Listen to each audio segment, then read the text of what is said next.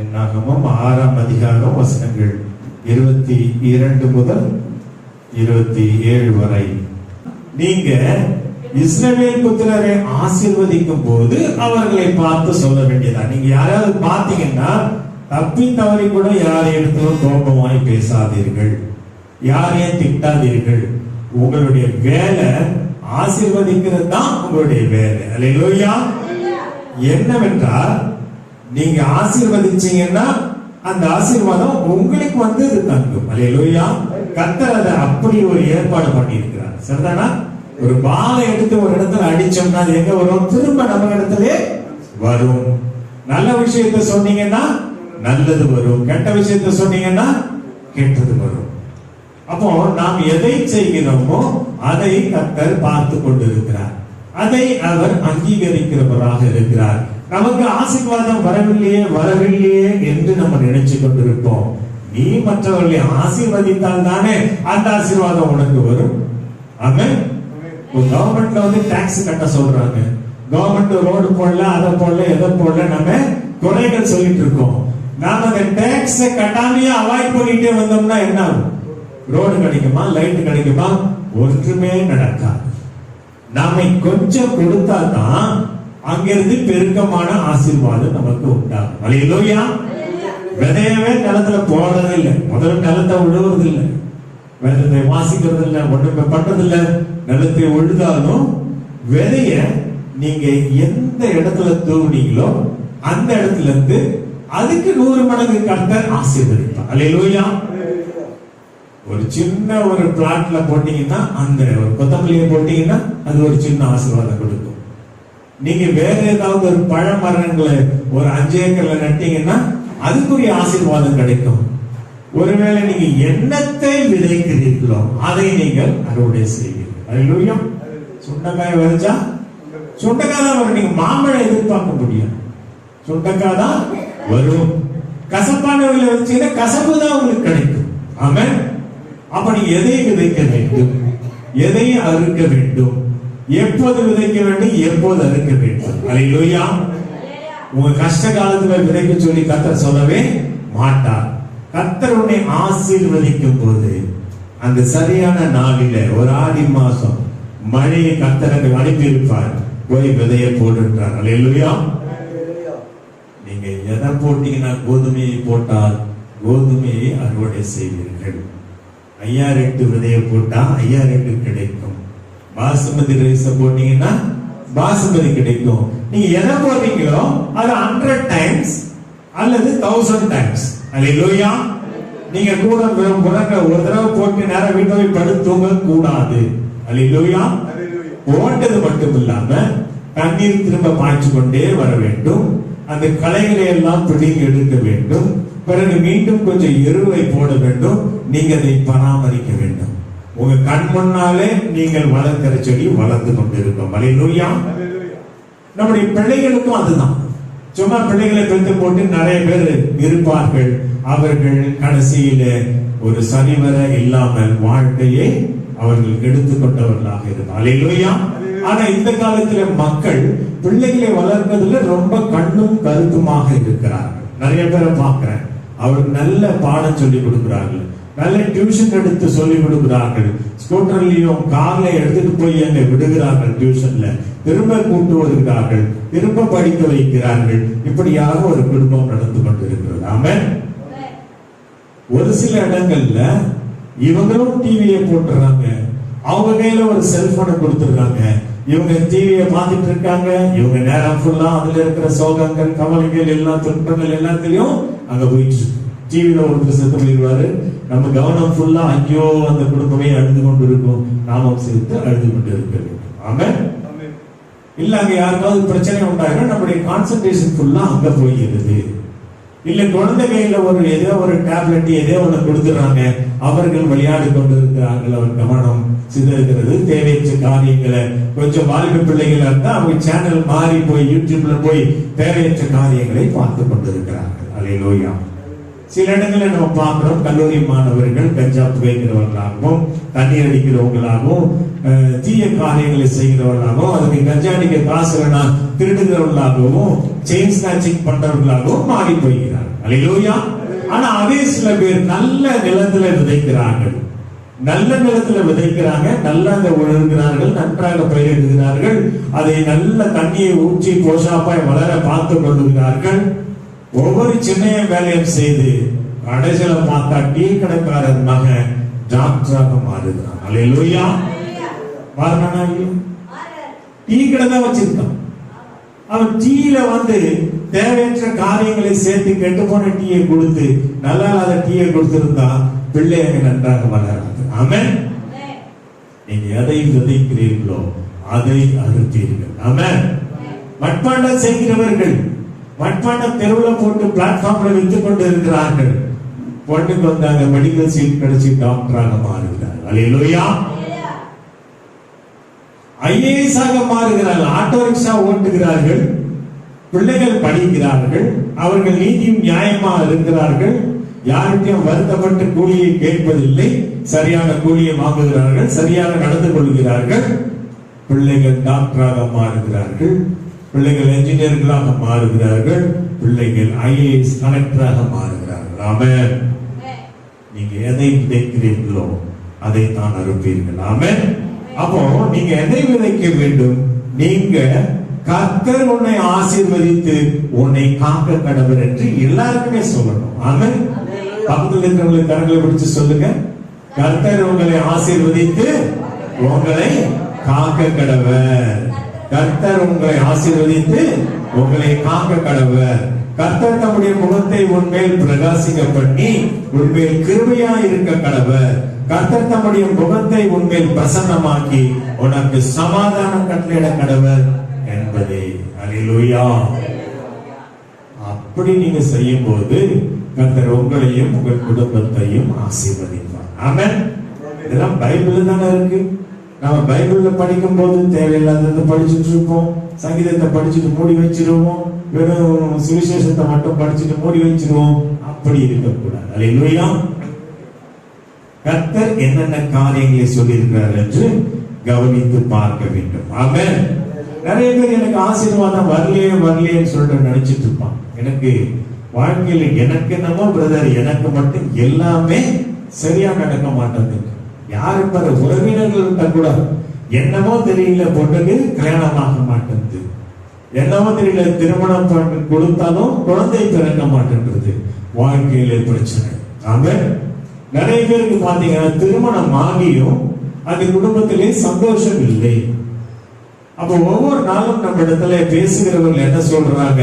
திருமணம் ஆயிடுச்சு, ஆனாலும் கணவனுக்கும் மனைவிக்கும் நல்ல உறவு இல்லை, பிரச்சனைகள் இருக்கிறது, அது விவாகரத்து வரைக்கும் செல்கிறது. ஆமென். அப்போ நாம் என்ன செய்ய வேண்டும்? ஆசீர்வாதத்தை அங்கே செலுத்த வேண்டும். அல்லேலூயா. ஒருவரை ஒருவர் மதிக்க வேண்டும். குடும்பத்திலே பெரியவர்களை மதிக்க வேண்டும், சிறியவர்களை அவர்களை ஆதரவு கொடுக்கிறவர்களாக இருக்க வேண்டும். ஆமென். நாம் ஒருவரை ஆசீர்வதிக்கும் போதுதான் கர்த்தர் நம்மை ஆசீர்வதிப்பார். ஆமென். அப்போ கர்த்தர் என்ன சொல்றாரு? நீ எல்லோரையும் ஆசீர்வதிப்பதே இல்லாமல் சபியாதிருங்கள். ஆமென். எல்லோரையும் நீ ஆசீர்வதிக்க வேண்டும், ஆனா சபிக்க கூடாது. ஆமென். ஆகாய் எழுதின புத்தகம் 2ஆம் அதிகாரம் 19வது வசனம். ஆகாய் 2:19. நான் இன்று முதல் உங்களை ஆசீர்வதிப்பேன். அல்லேலூயா. நான் இன்று முதல் உங்களை ஆசீர்வதிப்பேன். இது கர்த்தர் சொல்கிற வார்த்தை. அப்ப இந்த வார்த்தையை நாம் சுதந்திரித்துக் கொள்ள வேண்டும் என்றால் அதற்கேற்றவாறு நாம் நடந்து கொள்ள வேண்டும். என்ன நடந்து கொள்ள வேண்டும்? மல்கியாவின் புத்தகம் 3ஆம் அதிகாரம் 10ஆம் வசனம். நானே வாசிக்கிறேன். என் ஆலயத்தில் ஆகாரம் உண்டாயிருக்கும்படி தசம பாகங்களை எல்லாம் பண்டகசாலையிலே கொண்டு வாருங்கள். அப்பொழுது நான் வானத்தின் பலகணிகளை திறந்து இடம் கொள்ளாமல் போகும் மட்டும் உங்கள் மேல் ஆசீர்வாதத்தை வருஷிக்க மாட்டேனா என்று அதனால் என்னை சோதித்து பாருங்கள் என்று சேனைகளின் கர்த்தர் சொல்லுகிறார். அல்லேலூயா. இப்ப மல்கியாவிலே கர்த்தர் சொல்கிறார், நான் இன்று முதல் உங்களை ஆசீர்வதிப்பேன், ஆனால் நீங்க என்னுடைய ஆலயத்திலே ஆகாரம் உண்டாயிருக்கும்படி உங்களுடைய தசம பாகங்களை என்னுடைய பண்டகசாலையிலே கொண்டு வாருங்கள். அப்பொழுது நான் வானத்தின் பலகணிகளை திறந்து இடம் கொள்ளாமல் போக மட்டும் உங்கள் மேல் ஆசீர்வாதத்தை வருஷிக்க பண்ண மாட்டேனா என்றதினால் என்னை சோதித்து பாருங்கள். அல்லேலூயா. எசேக்கியேலின் புத்தகம் 44ஆம் அதிகாரம் 30வது வசனம் சொல்கிறது, சகலவித முதற்கனிகளில் எல்லா முதற் பலனும் நீங்கள் காணிக்கையாய் செலுத்தும் எல்லா விதமான பொருட்களும் ஆசாரியர்களுடையதாய் இருப்பதாக. உங்கள் வீட்டில் ஆசீர்வாதம் தங்கும்படிக்கு நீங்கள் பிசைந்த மாவில் முதற் பாகத்தையும் ஆசாரியர்களுக்கு கொடுக்க கடவர்கள் என்று வேதம் சொல்கிறது. அல்லேலூயா. ஆமென்.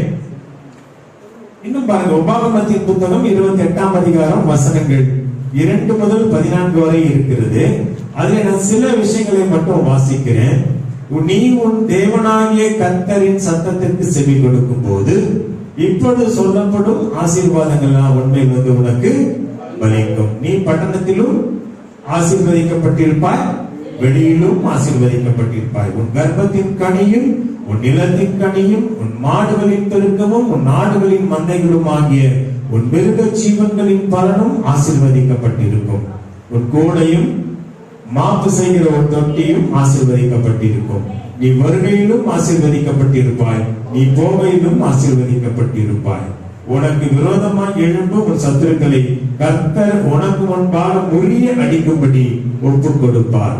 ஒரு வழியாய் உனக்கு எதிராக புறப்பட்டு வருவார்கள், 7 வழியாய் உனக்கு முன்பாக ஓடி போவார்கள். கர்த்தர் உன் களஞ்சியங்களிலும் நீ கையிட்டு செய்யும் எல்லா வேலைகளிலும் உனக்கு ஆசீர்வாதம் கட்டளையிடுவார். உன் தேவனாகிய கர்த்தர் உனக்கு கொடுக்கும் தேசத்திலே உன்னை ஆசீர்வதிப்பார். கர்த்தர் ஆசீர்வதிக்க வேண்டும் என்றால் நாம் எப்படி நடந்து கொள்ள வேண்டும்? முதலாவதாக நாம் கர்த்தருடைய கற்பனைகளை கை கொள்ள வேண்டும். கர்த்தருக்கு பிரியமானவர்களாக இருக்க வேண்டும். கர்த்தர் சொல்கிறபடி மற்றவர்களை நாம் ஆசீர்வதிக்கிறவர்களாக இருக்க வேண்டும். அல்லேலூயா. மற்றவனுடைய பக்கத்து வீட்டுக்காரன் எதிர் வீட்டுக்காரன் சாப்பாட்டுக்கே இல்லை, அவன் பஞ்சத்தில் அடிபட்டு இருக்கான், வருமானம் இல்லை, ஒரு வேலையிலிருந்து சஸ்பெண்ட் ஆகியிருப்பான், இல்ல வீட்டுல ஒன்றும் இருக்காது, இல்ல நிலத்தில விளைச்சல் இருக்காது. அவன் வீட்டுக்கு எதிர் வீட்டுல நாம இருந்து கொண்டு நாம பிரியாணியை சாப்பிட்டு கொண்டிருந்தோம் என்றால் அது எப்படி இருக்கும்? ஆமென். அப்ப நம்ம என்ன செய்ய வேண்டும்? கர்த்தர் சொல்றாரு, நீ உன்னை கர்த்தர் ஆசீர்வதித்திருக்காரு இல்லையா, அந்த ஆசீர்வாதத்தில் கொஞ்சத்தை வந்து நீ அங்கே மற்றவர்களுக்கும் தர வேண்டும். அல்லேலூயா. அப்படி தரணும்னா நம்ம கர்த்தருக்கு பயப்படுகிறவர்கள் தான் அதை செய்வார்கள். அல்லேலூயா. கர்த்தருக்கு பயப்படுகிறவர்களுக்கு தேவ ஆசீர்வாதம். அல்லேலூயா. முதலாவதாக கர்த்தருக்கு பயப்படுகிறவர்களுக்கு தேவ ஆசீர்வாதம். சங்கீதங்களின் புத்தகம் 115:13 வாசிப்போம். சங்கீதம் 115:13. கர்த்தருக்கு பயப்படுகிற பெரியோரையும் சிறியோரையும் ஆசீர்வதிப்பார். ஆதியாகமத்தின் புத்தகம் 42:12 வாசிங்க. ஆதியாகமம் 42:12.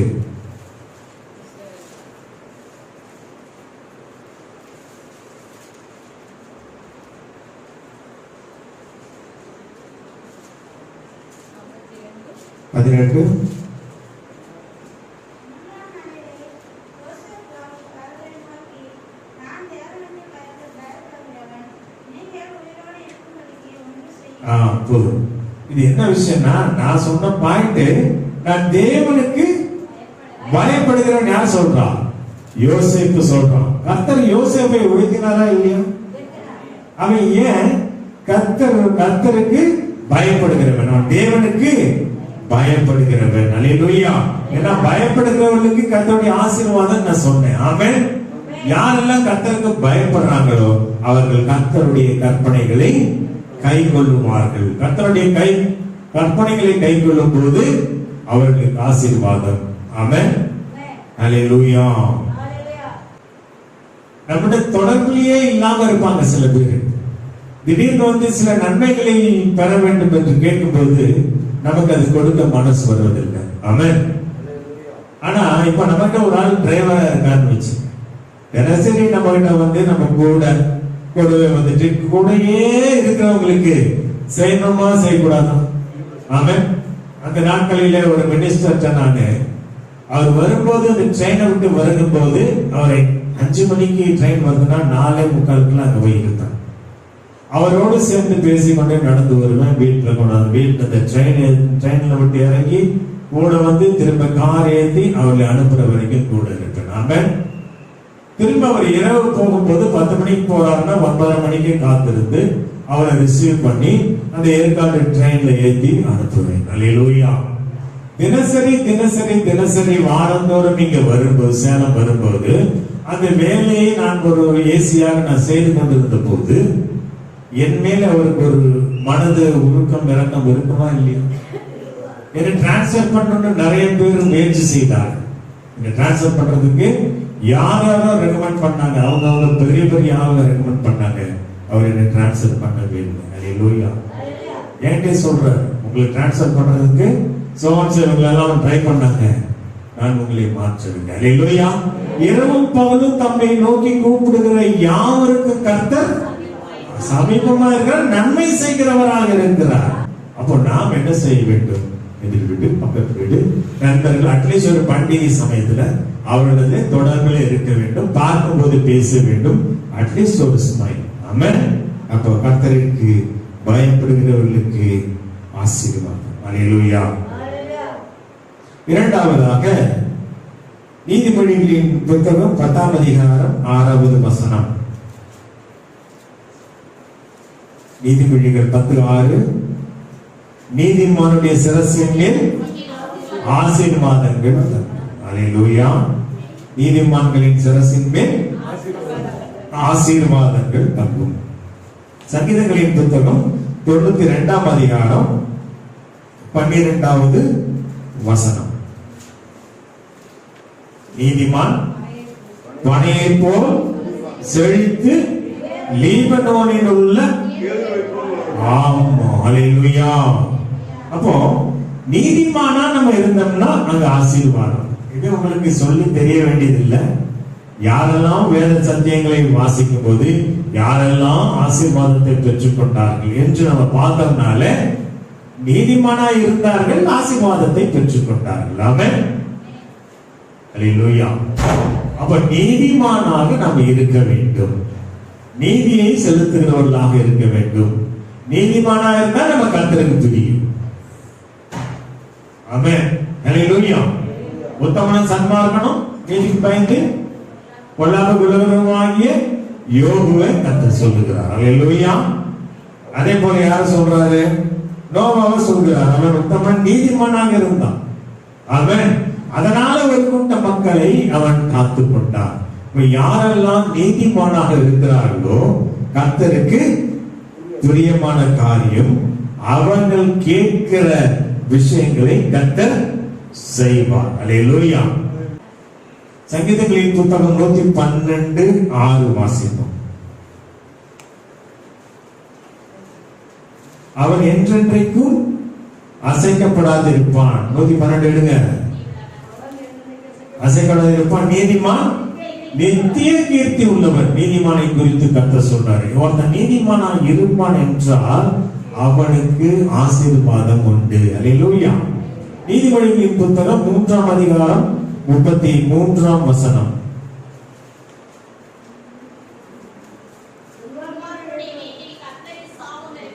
துன்மார்க்கருடைய வீட்டில் கர்த்தரின் சாபம் இருக்கிறது, நீதிமான்களுடைய வாசஸ்தலத்தையும் அவர் ஆசீர்வதிக்கிறார். ஆமென். நீதிமானுடைய வீட்டுல ஆமா கர்த்தருடைய ஆசீர்வாதம் இருக்கும். அல்லேலூயா. சாபம் அங்கே இருக்கவே இருக்காது. எப்ப நீ நீதிமானா இருக்கிறியோ, கர்த்தருக்கு பயந்து நடக்கிறியோ, அவர் சொல்கிற வழியிலே உத்தமமும் உண்மையுமா இருக்கிறியோ, உன்னுடைய வீட்டுல ஆசீர்வாதம் தாங்க. நீ வெளியில ஆசீர்வதிக்கப்பட்டிருப்பாய், பட்டணத்தில் ஆசீர்வதிப்பாய், வீட்டிலே ஆசீர்வதிக்கப்பட்டிருப்பாய். உன்னுடைய வீட்டுல இருக்கிற களஞ்சியங்கள்லாம் நிரம்பி இருக்கும். ஆமென். நீ வெளியே போயிருந்தா கூட உன் வீட்டுக்கு பாதுகாப்பையும் பராமரிப்பையும் கர்த்தர் கொடுப்பார். அல்லேலூயா. அதுவும் இல்லாம கர்த்தர் சொல்கிறாரு, நீதிமொழிகளின் புத்தகம் 11:25-26.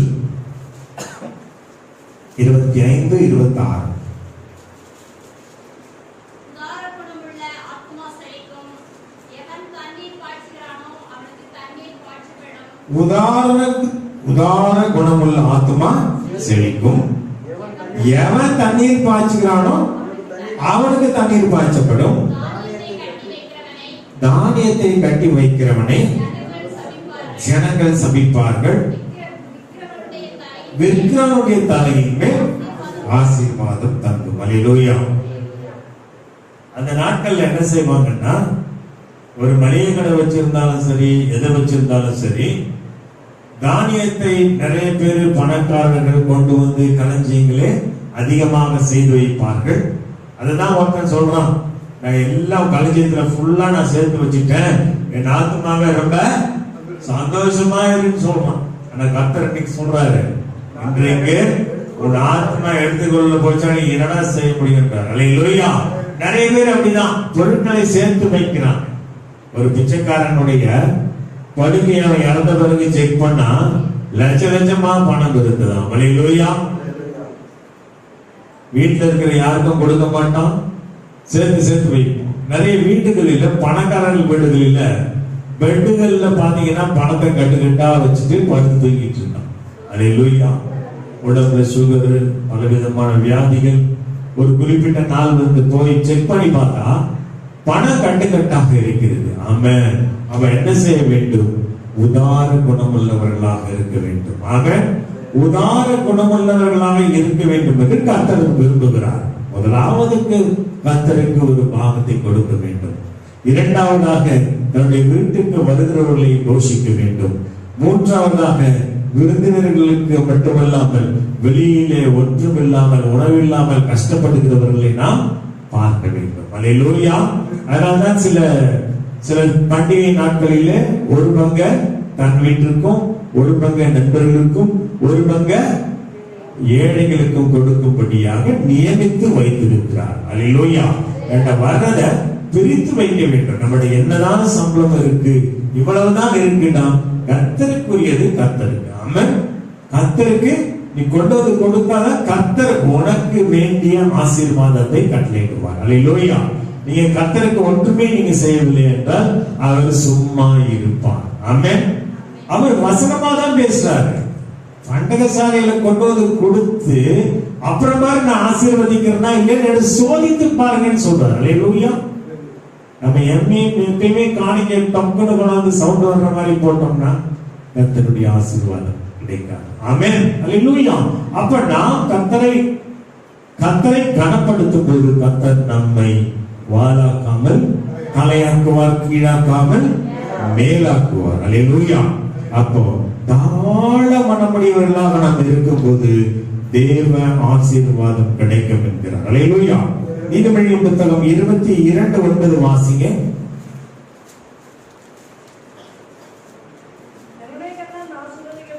கருணை கண்ணன் ஆசீர்வதிக்கப்படுவான், அவன் தன் ஆகாரத்தில் தரித்திரனுக்கு கொடுக்கிறான். ஆமென். நம்ம எத்தனை பேர் தரித்திரனுக்கு போய் ஆகாரத்துல கொடுத்தோம்? அன்றைய காலத்துல அந்த நாட்கள் எல்லாம் பாத்தீங்கன்னா இரவான சாப்பாடுக்காக ஜனங்க வந்து வாசல்ல நின்று கூக்குரல் விடுவாங்க இல்லையா? மாடு கூடுவாங்க. கரெக்டா 7 மணிக்கு 8 மணி இரவு நேரத்துல தான் வருவாங்க. பகலெல்லாம் அவங்க எங்கன்னா சுத்துவார்கள், வேலை செய்வார்கள், இல்லைங்கன்னா கோயில்களிலே உட்கார்ந்து ஏதோ காசு கிடைக்குமா என்று பார்த்து கொண்டிருப்பார்கள். இரவிலே பசியினுடைய நேரத்திலே வீடு வீடாக சென்று அவர்கள் உணவு கேட்பார்கள் அந்த நாட்களிலே. அப்ப அந்த நாட்களிலே அவர்கள் வருவார்களே என்று வைத்து எடுத்து வைத்து அவர்களுக்கு கொடுக்கிற பழக்கம் சில வீடுகளிலோடு நம்முடைய வீடுகளிலே செய்திருக்கிறார்கள். நீங்களும் செய்திருப்பீர்கள். அல்லேலூயா. ஆனால் இந்த நாட்களிலே கர்த்தருடைய கிருபையினாலே எல்லாருக்கும் அரிசி இலவசமாக கிடைக்கிறது. ஆமென். இலவசமாக கிடைக்கிறது. அட்லீஸ்ட் ஒரு கஞ்சையாவது கொடுத்து விட்டு வாழ முடியும். ஆமென். அதனால யாரும் ஸ்ட்ரீட்ல போயிட்டாங்க உணவுக்காக எனக்கு தெரிஞ்சு இப்ப யாரும் வருகிறதாக இல்லை. ஆமென். நிறைய பேர் என்ன செய்யறாங்க, ஒரு வியாபாரம் செய்கிறவர்கள் கூட ஒரு ஏழைகளுக்காக சில பேக்கெட்ஸ் அடிச்சு ரெடியா வச்சிடறாங்க. சில பேர் நான் இப்போ ரீசெண்ட் இயர்ஸ்ல நான் பாக்குறேன், அந்த வியாபாரத்துல ஒரு அமௌண்ட் எடுத்து அல்லது கொஞ்சம் சாப்பாடு எடுத்து பேக்கெட்ஸ் ரெடி பண்ணி வச்சிடுறாங்க. அவங்க என்ன செய்யறாங்க, ஏழைகள் வரும்போது காசு இல்லாம அந்த பேக்கெட்டை கொடுக்கிறார்கள். அல்லேலூயா. நல்ல பண்புகள் இப்ப நிறைய இடங்களிலே உருவாகி வருகிறது. அவங்களாம் யாரும் பெரிய பணக்காரர்கள், சின்ன சமையல் செஞ்சு சாப்பாடு செஞ்சு அங்க போடுகிறவர்கள் பணம் கொடுத்து கொஞ்சம் பேர் சாப்பிடுறாங்க. சில பேர்கள் ஏழைகள் வாங்கி செல்கிறார்கள். இன்னும் சில இடங்களில் நான் இப்போது பார்க்கிறேன், ஒரு ஆள் சாப்பிட வருகிறாரு, 2 சாப்பாட்டுக்கு பணம் கொடுக்கிறாரு. நான் ஒரு சாப்பாடு சாப்பிடுகிறார், ஒரு சாப்பாட்டுக்கு பணம் அங்கே சேவிங்ல இருக்கிறது. ஆமென். அப்ப பணம் இல்லாத ஒருத்தர் வராரு, இவர் சேவிங்ஸ் கொடுத்த அந்த பணத்திற்கு அந்த ஓனர் சாப்பாடு கொடுக்கிறார், ஹோட்டல் முதலாளி. அல்லேலூயா. அப்படி ஒவ்வொரு நாளும் அந்த ஏழைகள் பெரிய பெரிய நாடுகளிலே கூட இன்னைக்கு அந்த சாப்பாடு கிடைக்குமா என்று அவர்கள் கேட்கிறார்கள். அந்த முதலாளி கிட்ட சாப்பாடு இருக்கு வாங்கன்னு சொல்லி அவர்கள் சாப்பாடு கொடுக்கிறார்கள். அல்லேலூயா. தாராள மனமுள்ளவர்களாக நீங்கள் இருக்கும்போது நீங்களும் உங்கள் குடும்பத்தில் உள்ள ஒவ்வொருவரும் ஆசீர்வதிக்கப்படுவீர்கள். ஆமென். அப்ப உணவை நீங்க பகிர்ந்து கொடுக்கிற யாவருக்கும் அங்கே ஆசீர்வாதம். ஆமென். நான் ஏற்கனவே சொல்லிட்டேன் உங்களுக்கு, தசமமாக கொடுக்கிறவர்களுக்கு தேவ ஆசீர்வாதம். நீங்க எங்க கொடுக்குறீங்கன்றது எங்களுடைய பிரச்சனை அல்ல. பொதுவா நம்முடைய வருமானத்திலே ஒரு 10% எடுத்து வைத்து உண்மையான ஊழியங்களுக்கு தாங்குகிறது நல்லது. ஆமென். ஏற்கனவே லட்சங்கள் கோடிகளாக வந்து கொண்டிருக்கிறது, அங்கு கொண்டு இதையும் கொண்டு கடலிலே போட வேண்டும் என்பது இல்லை. ஆனால் சில ஊழியர்களை தாங்க வேண்டியது நம்முடைய கடமையாக இருக்கிறது. அப்படி நம்ம ஊழியர்களை தாங்க வேண்டியது, ஊழியம் செய்கிறவர்களை அந்த இடத்தை நம்ம தாங்குவது, அதனால் உங்களுக்கு ஆசீர்வாதம். அதான் சொன்னோம் மல்கியாவின் புத்தகம் 3ஆம் அதிகாரம் 10ஆம் வசனத்திலே. என்னாகுமோ 18:21 வாசிங்க. 18:21.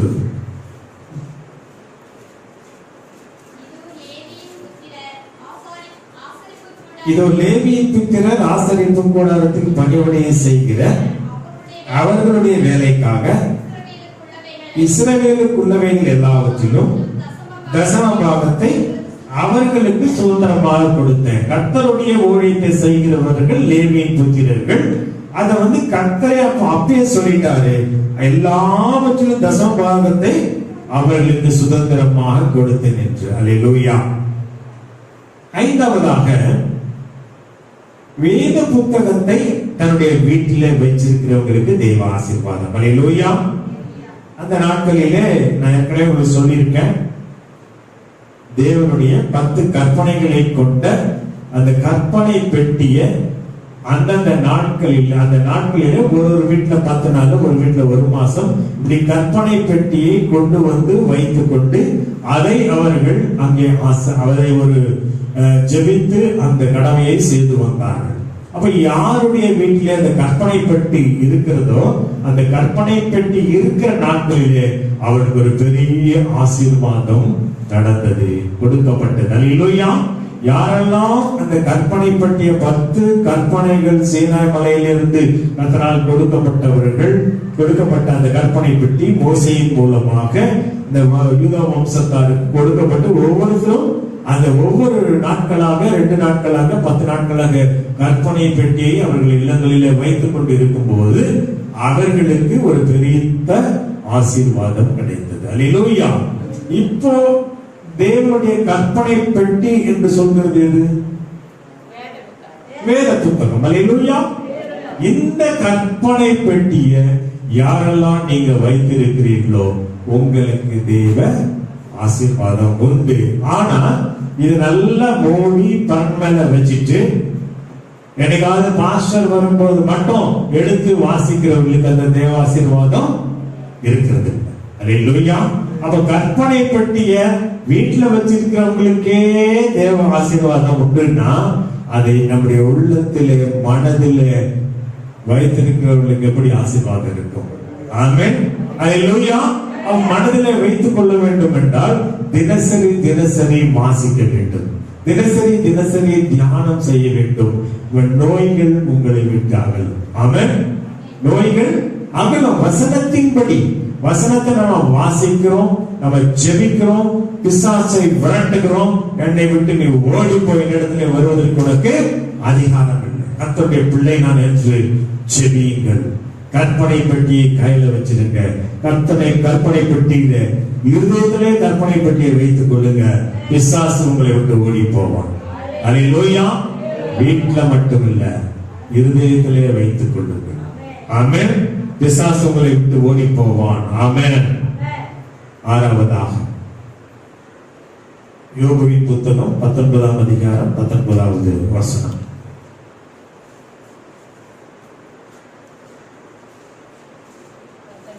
எடுத்தவர்கள் வாசிங்க. 19:19. என் பிராண சிநேகிதர் எல்லாரும் என்னை வெறுக்கிறார்கள். என் பிராண சிநேகிதர் எல்லாரும் என்னை வெறுக்கிறார்கள்.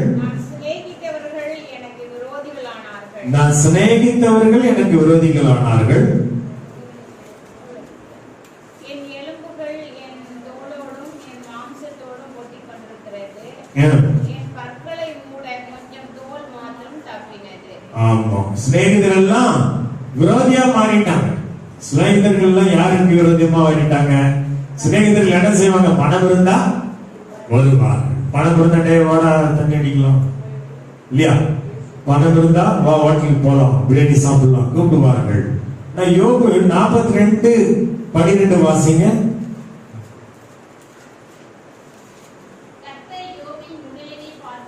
கர்த்தர் யோபின் முன்னிலைமையை பார்க்கிலும் அவன் பின்னிலைமையை ஆசீர்வதித்தார்.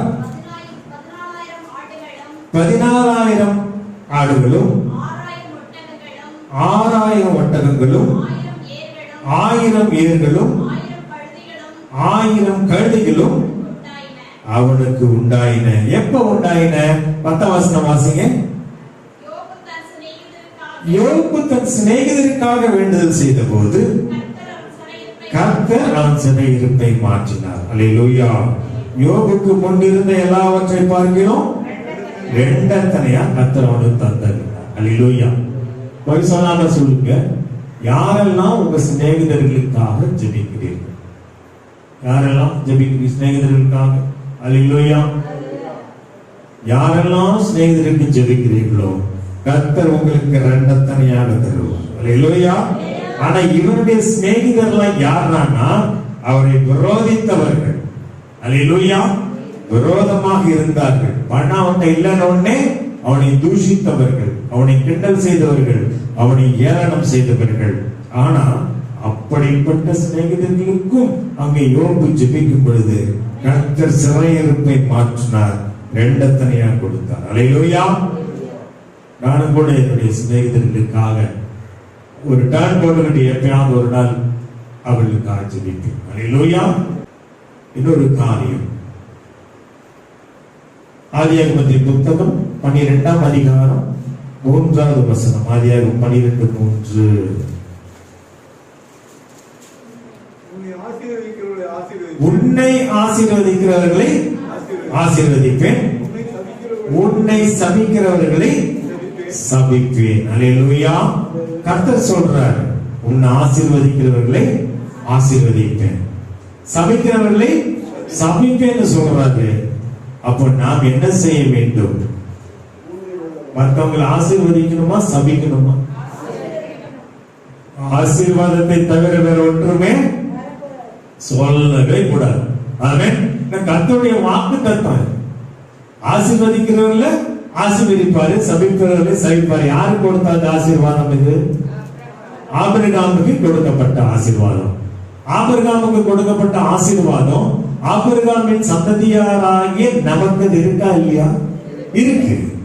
அப்ப நம்மை ஆசீர்வதிக்கிறவர்களை கர்த்தர் ஆசீர்வதிப்பார், நம்மை சபிக்கிறவர்களை சபிப்பார். ஆனா நாம ஆபிரகாமின் சந்ததியா இருக்கிற உங்களுக்கு ஒரு சாபத்தை நான் கொடுத்தனா எப்படி இருக்கும்? கொடுக்க கூடாது. அல்லேலூயா. உங்களை ஆசீர்வதிக்க கர்த்தர் என்னை ஆசீர்வதிப்பார். ஆமென். ஏன்னா நீங்களும் ஆபிரகாமின் சந்ததியா இருக்கிறீங்களே. ஆமென். சகையும் இவனும் ஆபிரகாமின் சந்ததியா இருக்கிறானே, கர்த்தர் அவனை ஆசீர்வதிக்கிறார். அல்லேலூயா.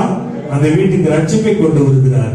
அப்போ நமக்கு ஒண்ணுமே செய்யலையே, நம்மகிட்ட எப்பயும் எதிரியா இருக்கிறாங்களே, நம்ம இடத்துல எல்லா பிரச்சனைகளுக்கும் நம்மளை கிண்டலும் கேவலும் பேசுகிறவர்களாக இருக்கிறார்களே என்று அவர்களை நாம் சபிக்க கூடாது. அல்லேலூயா. ஏனென்றால் அவர்களும் ஆபிரகாமின் சந்ததியாக இருக்கிறார்கள். அப்ப கர்த்தர் ஆபிரகாமின் சந்ததியாகிய அவர்களுக்கு ஒரு வாக்குத்தத்தத்தை கொடுத்திருக்கிறார். உன்னை ஆசீர்வதிக்கிறவர்களை ஆசீர்வதிப்பேன், உன்னை சபிப்பவர்களை சபிப்பேன். யார் கொடுத்திருக்கிறார்கள்? அவர்களுக்கும் கொடுத்திருக்கிறார். அல்லேலூயா.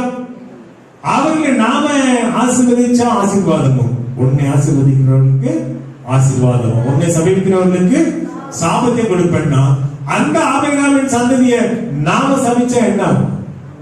சாபம் உண்டா? அல்லேலூயா. ஒருத்தர் கிண்டல் பேசினா என்ன? ஒருத்தருடைய புறங்கூறினா என்னாகும்? ஒருத்தருக்கு கெடுதல் நினைத்தா என்னாகும்? நமக்கு அந்த பிரச்சனை வந்து விடும். ஆமென்.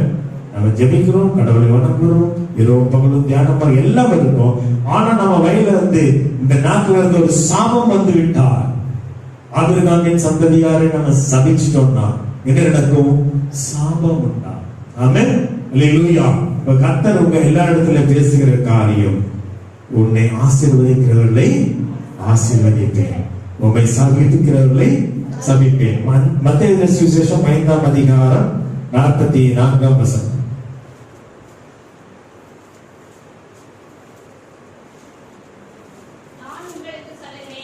நான் உங்களுக்கு சொல்லுகிறேன், உங்கள் சத்துருக்களை சிநேகியுங்கள், உங்களை சபிக்கிறவர்களை ஆசீர்வதியுங்கள், உங்களை பகைக்கிறவர்களுக்கு நன்மை செய்யுங்கள், உங்களை நிந்திக்கிறவர்களுக்காகவும் உங்களை துன்பப்படுத்துகிறவர்களுக்காகவும் ஜெபம் பண்ணுங்கள். அல்லேலூயா. அடுத்த வசனம், இப்படி செய்வதினால் நீங்கள் பரலோகத்தில் இருக்கிற உங்கள் பிதாவுக்கு புத்திரராய் இருப்பீர்கள். அவர் தீயர் மேலும் நல்லோர் மேலும் தமது சூரியனை உதிக்க பண்ணி நீதியுள்ளவர்கள் மேலும் அநீதி உள்ளவர்கள் மேலும் மழையை பெய்ய பண்ணுகிறார். அடுத்தது, உங்களை சிநேகிக்கிறவர்களே நீங்கள் சிநேகிப்பீர்களானால் உங்களுக்கு பலன் என்ன? ஆயக்காரர் அப்படியே செய்கிறார்களா? உங்கள் சகோதரரை மாத்திரம் வாழ்த்துவீர்களானால் நீங்கள் விசேஷத்தை செய்கிறது என்ன? ஆயக்காரரும் அப்படி செய்கிறார்கள் அல்லவா? ஆகையால் பரலோகத்தில் இருக்கிற உங்கள் பிதா பூரண சர்க்குணராய் இருக்கிறது போல நீங்களும் பூரண சர்க்குணராய் இருங்கள். அல்லேலூயா. உங்களை ஆசீர்வதிக்கிறவர்களை கர்த்தர் ஆசீர்வதிப்பார், உங்களை சபிக்கிறவர்களை சபிப்பேன் என்று கர்த்தர் சொல்லுகிறார். ஆமென். உங்களுடைய சத்துருக்களை சிநேகியுங்கள், உங்களை சபிக்கிறவர்களை ஆசீர்வதியுங்கள், உங்களை பகைக்கிறவர்களுக்கு நன்மை செய்யுங்கள், உங்களை நிந்திக்கிறவர்களுக்காகவும் உங்களை துன்பப்படுத்துகிறவர்களுக்காகவும் ஜெபம் செய்யுங்கள். அல்லேலூயா. அல்லேலூயா. லூக்கா சுவிசேஷம் 6ஆம் அதிகாரம் 28வது வசனம். 6:28.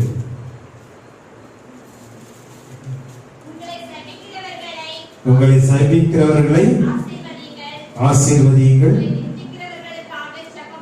உங்களை நிந்திக்கிறவர்களுக்காக ஜெபம் பண்ணுங்கள். அல்லேலூயா. அப்போ 31ஆம் வசனம் சொல்கிறது, மனுஷர் உங்களுக்கு எப்படி செய்ய வேண்டும் என்று விரும்புகிறீர்களோ அப்படியே நீங்களும் அவர்களுக்கு செய்யுங்கள். உங்களை சிநேகிக்கிறவர்களையே நீங்கள் சிநேகித்தால் உங்களுக்கு பலன் என்ன? பாவிகளும் தங்களை சிநேகிக்கிறவர்களை சிநேகிக்கிறார்களே, உங்களுக்கு நன்மை செய்கிறவர்களுக்கே நீங்கள் நன்மை செய்தால் உங்களுக்கு பலன் அல்ல. பாவிகளும் அப்படி செய்கிறார்களே, திரும்ப கொடுப்பார்கள் என்று நம்பி நீங்கள் கடன் கொடுத்தால் உங்களுக்கு பலன் இல்லை. திரும்ப தங்களுக்கு கொடுக்கப்படும்படியாக பாவிகளும் பாவிகளுக்கு கடன் கொடுக்கிறார்களே. உங்கள் சத்துருக்களை சிநேகியுங்கள், நன்மை செய்யுங்கள், கைமாறு கருதாமல் கடன் கொடுங்கள், அப்பொழுது உங்கள் பலன் மிகுதியாய் இருக்கும். உன்னதமானவருக்கு நீங்கள் பிள்ளைகளாய் இருப்பீர்கள். அவர் நன்றியறியாதவர்களுக்கும் துரோகிகளுக்கும் நன்மை செய்கிறாரே. ஆகையால் உங்கள் பிதா இரக்கமுள்ளவராய் இருக்கிறது போல நீங்களும் இரக்கமுள்ளவராய் இருங்கள். அல்லேலூயா. இதை விட உங்களுக்கு கர்த்தர் எதையுமே சொல்லி தர முடியாது. ஆமென். நீங்க ஆசீர்வாதமா இல்லையே என்று இனிமே நீங்க நினைக்கவே கூடாது. எனக்கு ஏன் இது நடக்கவே இல்லை? எல்லாருக்கும் நன்மை நடக்குது, எனக்கு மட்டும் நடக்கல. உங்களுக்கு ஒரு காலத்தையும் நேரத்தையும் வைத்திருப்பார். அல்லேலூயா. உங்களுக்கு நடக்க வேண்டிய டைம் அவருக்கு தெரியும். ஆமென். நான் எக்ஸாம் எழுதுனேன், குரூப் 4 எக்ஸாம் எழுதுனேன். இந்த விஏஓ இந்த மாதிரி சில காரியங்களுக்கு கல்லூரியில் முடிச்ச உடனே டிகிரி ஒன்று எனக்கு வேலை கிடைக்கவில்லை. என் ஃப்ரெண்ட்ஸுங்களுக்கு வேலை கிடைச்சது. இன்னொரு தடவை ரயில்வே சர்வீஸ் கமிஷன் எக்ஸாம் எழுதுனேன். அப்போ என்னுடைய நண்பர்களாம் வேலை கிடைத்தது ரயில்வேல, எனக்கு கிடைக்கவில்லை. ரொம்ப கவலையா இருந்தது. திரும்ப நிறைய எக்ஸாம்ஸ் எழுதுனேன். இந்த அப்ளிகேஷன்ஸை வாங்கி ஃபில்அப் பண்ணி 20 ரூபாய் போஸ்ட்ல வாங்கி போட்டு எக்ஸாம் எழுதிட்டு இருந்தேன். ஒன்றுமே கிடைக்கவில்லை. ஆனா சப் இன்ஸ்பெக்டர் வேலைக்கு நான் அப்ளிகேஷன் போட்டேன், எக்ஸாம் எழுதினேன், கர்த்தர் கொடுத்தார். அல்லேலூயா. அப்ப எனக்கு என்ன செய்ய வேண்டும் என்று அவர் அறிந்திருக்கிறார். ஆமென். ஒருவேளை எனக்கு விஓ வேலையை கொடுத்திருந்தாருன்னா முதல்லயே நான் அதுலயே செட்டில் ஆகி 150 லட்சம் வாங்கி எப்படியோ காலத்தை ஓட்டி கொண்டு இருப்பேன். ஆமென். ஆனா எனக்கு என்னது தேவை என்று அவர் அறிந்திருக்கிறார். எனக்கு ஏற்கனவே நியமித்து வச்சிருக்கிறார். இந்த வேலை தாண்டா உனக்கு, நீ போய் சில காரியங்களின் நன்மைகளை செய்ய வேண்டியிருக்கிறது என்று கர்த்தர் அந்த வேலைகளை கொடுத்தார். அல்லேலூயா. ஆனா இந்த சப் இன்ஸ்பெக்டர் வேலையை கொடுத்துட்டு அத்தோட எனக்கு உடல அடிஷனலாய் தன்னுடைய ஊழியத்தை செய்யும்படியாக கடந்த 1994ஆம் ஆண்டு 93ஆம் ஆண்டு 9ஆம் மாதத்திலே ஃபர்ஸ்ட் வீக்ல இடத்துல கர்த்தர் பேசினார். அல்லேலூயா. அது முதல் கர்த்தருடைய ஊழியத்தை செய்ய கர்த்தர் கிருபை செய்தார். 1995ஆம் ஆண்டு 26ஆம் தேதி 5ஆம் மாதம் முதல் இந்த இடத்துல முழு இரவு ஜெபத்தை நாம் ஆரம்பித்து நடத்தி வருகிறோம். கரங்களை தட்டி கர்த்தருக்கு சொல்லுங்க. ஆமென்.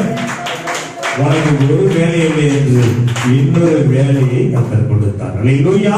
கொடுப்பார், உங்களுக்கு கொடுப்பார்.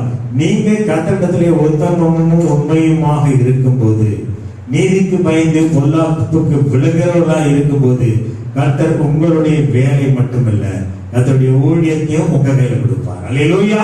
அவர் செலக்ட் பண்றாரு. சவுலை யாரா மாத்தினாரு? பவுலா மாத்தினார். அல்லேலூயா. இந்த சவுலை அவர் பவுலாக மாற்றினார். ஆமென். கர்த்தர் எடுத்து யூஸ் பண்ணுவார். ஆமென். அங்க ஆடு மேய்ச்சிட்டு இருந்தவன தாவீதை ராஜாவாக மாற்றுகிறார். ஆமென். ராஜாவை தள்ளி ராஜாவாய் மாற்றுகிறவர். ஆமென். ஆகவே கர்த்தரிடத்துல நீங்கள் விசுவாசமா இருக்கிறீர்கள். இருங்கள். அப்போது நீங்க ஜெபத்திலே எவைகளை கேட்கிறீர்களோ அவைகளை பெற்றுக் கொண்டீர்கள் என்று விசுவாசியுங்கள். கர்த்தர் தருகிற ஆசீர்வாதத்தை குறித்து இன்று 7 காரியங்களை உங்களிடத்தில் நான் பேசினேன். கர்த்தருக்கு பயப்படுகிறவர்களுக்கு தேவ ஆசீர்வாதம். ஆமென். நீதிமான்களுக்கு தேவ ஆசீர்வாதம். மூன்றாவதாக தாராள மனமுடையவர்களாக இருக்கும்போது தேவனுடைய ஆசீர்வாதம். தசம பாகங்களை கொடுத்தால் உங்களுக்கு தேவ ஆசீர்வாதம். வேத புத்தகத்தை நீங்கள் சுமக்கிறவர்களாக, இருதயத்தில் சுமக்கிறவர்களாக இருக்கும் பொழுது உங்களுக்கு தேவ ஆசீர்வாதம். உங்களை நிந்தித்து பரியாசம் பண்ணுகிற சிநேகிதர்களுக்காக நீங்க ஜெபிக்கும் போது உங்களுக்கு தேவ ஆசீர்வாதம். உங்களை ஆசீர்வதிக்கிறவர்களுக்கு, நீங்க மற்றவர்களை ஆசீர்வதிக்கும் போது உங்களுக்கு தேவ ஆசீர்வாதம். அல்லேலூயா.